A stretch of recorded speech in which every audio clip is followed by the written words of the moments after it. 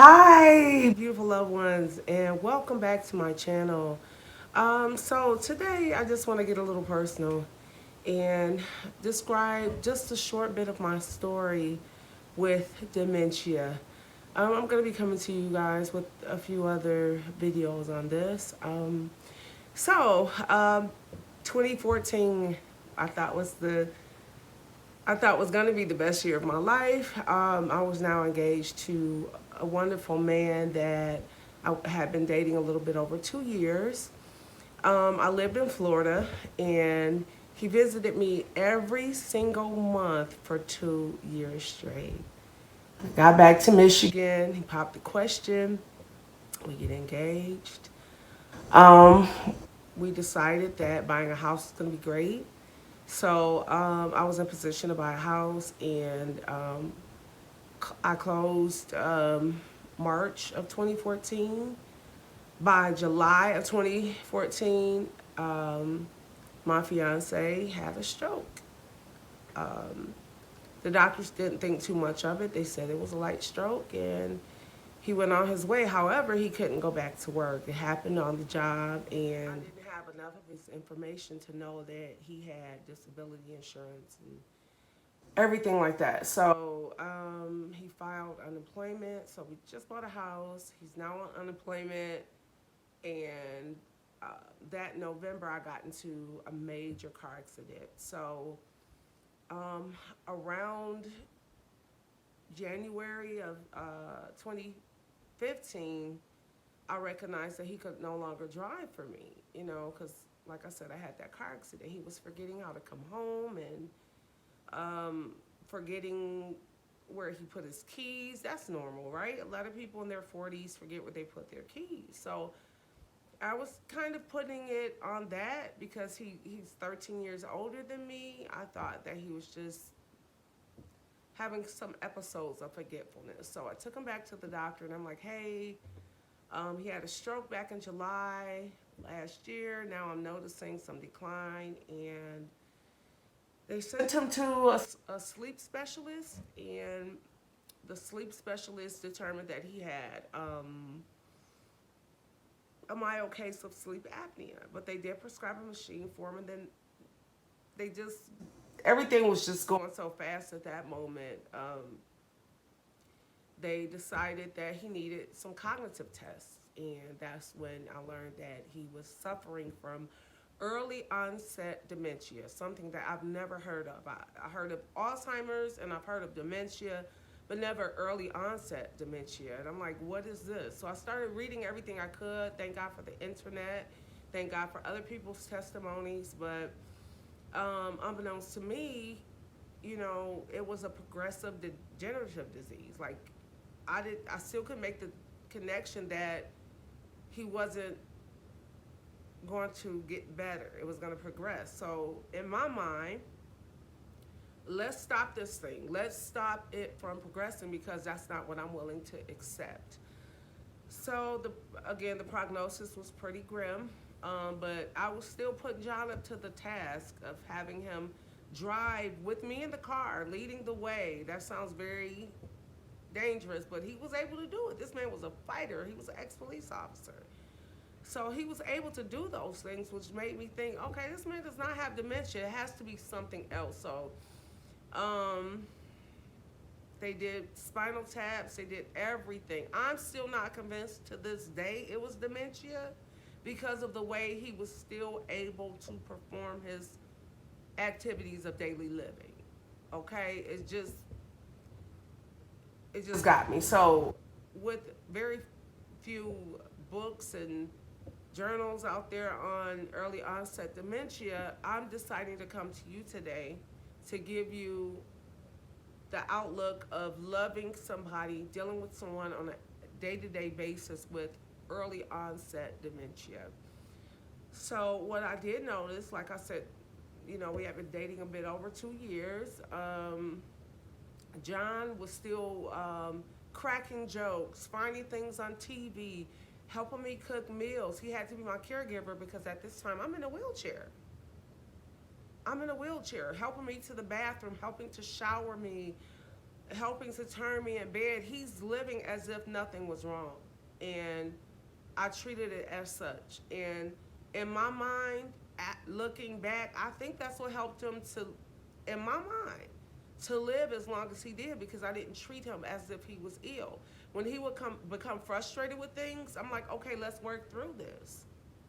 He would have more lucid moments than what I was expecting. Like, we would talk about things of the past and what he was expecting for the future. He's like, I want to become a cop again, and I'm going to fight this. He was well aware of his diagnosis and the prognosis, so we were talking as if life was going to continue. So in my mind, it was still progressing beautifully, because I'm still able to laugh with him, cry with him, get advice from him, take trips with him. Even though I was severely ill, he put his illness on the back burner to make sure I was doing okay.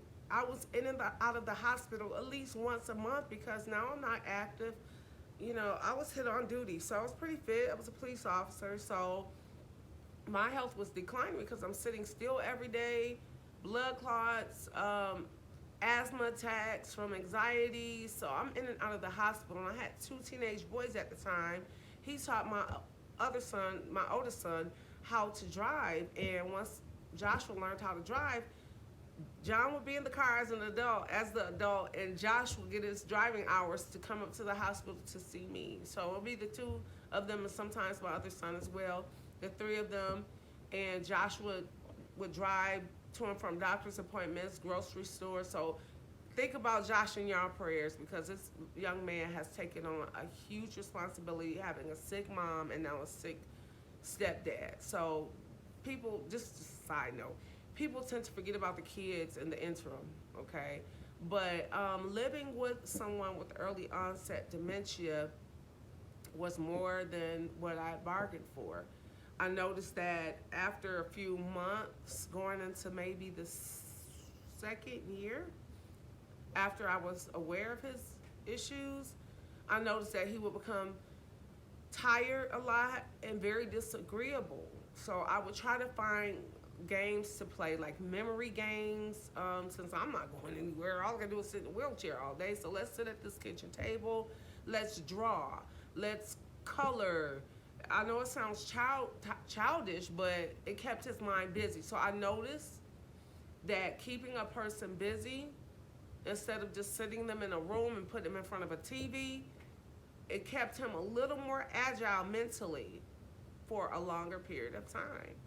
And I would say, hey, remember what we did yesterday? Because I forgot. I would play that I forgot game. He's like, let me think. I don't remember what time it was, but didn't we go to the park yesterday? We went to the park. Yes, that's it. So I tried to make him still feel like the man that he was, the protector that he was. I had to finally take his gun away from him, his wallet. He was okay with giving me those things, because I'm like, I'm just going to put them in a safe place, because, hey, I'm not going anywhere anytime soon. I need you here with me, so let's just put this stuff up. So that was a good way of getting his wallet and his guns, away from him. The hardest thing was the keys, because he was used to getting in that car and going where he wanted to go. So finally, I ended up buying a different car, and I had to act like it was someone else's car. And I said, well, our car put us down. We don't have a way of driving it anymore. And his car did suffer some issues, so it was kind of an easy way to kind of say, well, let's get rid of this car. But now we're borrowing someone else's car, and I can't give you the keys to it. That may not work for everybody, but, you can come up with easy solutions for getting someone's keys with dementia. You can, possibly, if you can, think of a way to just say, hey, maybe we don't have you insured right now. I'm the only one that's insured, so you can't drive right now. And just use the word right now. Don't say ever. Don't make anything sound finite, because if they're like John in any way, he was a strong man. He was a man's man, a police officer. So telling him he can't drive is a whole different animal. So I had to come up with very creative ways to get the keys away from him, to help him shower or to remind him to take a bath. I'm like, hey, babe, it's getting pretty late in the evening. I think we need to take a shower because the water might go out, and I don't want you to have to shower without hot water. So let's get you a shower while there's still hot water. That's not me lying to him. That's just me, twisting the truth just a little bit to get creative to get him to shower. There were days when he didn't want to eat. So I would say, hey, you have to take a test tomorrow and you need something on your stomach so the doctor can draw your blood and you have to eat. So typically, most people trust doctors. So if you incorporate doctor in your conversation when you're trying to get, and don't say it in a threatening way, but if you say, hey, the doctor was kind of concerned about your blood pressure, so we're not going to drink a soda today. How about we have water and air and juice?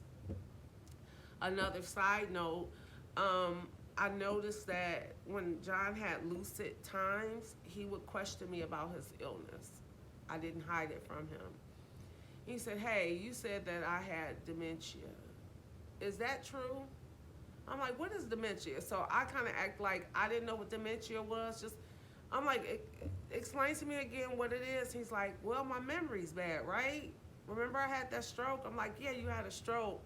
But that doesn't mean your memory's bad. Like, what is dementia? He's like, well, that means that, I'm going to start forgetting things. I'm like, well, you remembered this, so let's stay on the high note. So we started to practice getting up in the morning and finding one or two things that we're grateful for. And we'll start the morning off with a laugh. I would notice that it would sink in some days, and I caught him. I never saw this man cry. Not even when we decided to tell him that his mom had passed away. He was very close to his mother. When I finally saw him cry was when he had spent some time in the bathroom.